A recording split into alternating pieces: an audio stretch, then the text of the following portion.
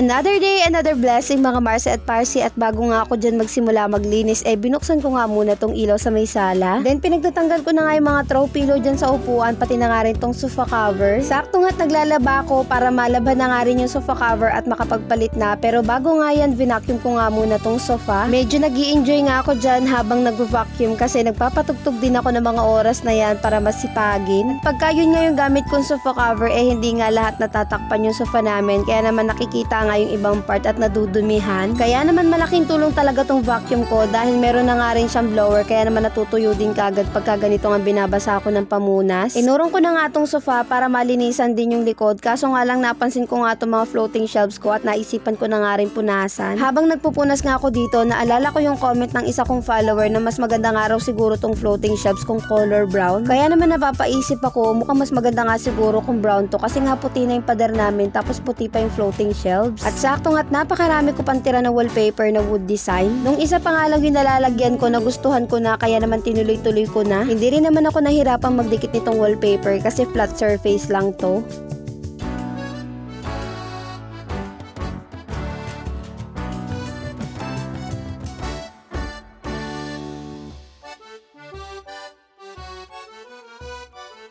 O diba, ang bilis ko nga lang din natapos magdikit ng wallpaper at binalik ko na nga rin isa-isa yung mga halaman ko rito. Nasa tubig nga tong golden photos ko, pero may nabasa nga akong comment na mas magiging malusog nga daw to kung nasa lupa. At dahil masunurin nga ako at nakikinig ako sa mga comment nyo, kaya naman napa-order na ako ng self-watering pots. At syempre, pati na nga rin lumsoy, sana nga lang talaga magkasya yung 4 na kilos. Pagkatapos ko nga magbalik ng mga halaman dun sa may hanging shelves, binalutan ko naman tong sofa namin. Alam nyo ba, ang ganda nga nitong ginagamit ko na sofa cover dahil universal nga to. Sa mga nagtatanong nga po pala kung anong size nitong in-order ko, ay 2-seaters po to. Pero hindi nga lang din siya ganong kadali balutan kasi kailangan ko pang ihiga tong sofa para nga maitali ko yung tali sa ilalim. Dapat kasi maitali mo siya ng maganda at mahigit mo yung tela para nga maganda yung pagkakalapat nitong sofa cover sa may sofa. At habang nakatagilid nga yan, nakita ko meron ng mga dumi-dumi sa ilalim kaya vacuum ko na rin. Then inayos ko nga lang yung pagkakatali, pati na nga rin yung tela at siniksikan ko na nga yan ng foam stick. Isa nga sa mga nagustuhan ko dito kasi hindi to masyadong guluhin. So anyways, kung nagustuhan nyo nga rin pala yung sofa cover ko, ay ilalagay ko na lang ang link sa my comment section. Nag-vacuum na nga rin ako at maligasgas nga yung sahig, tapos saka nga ako nag-map. O diba, pati map ko napaka-aesthetic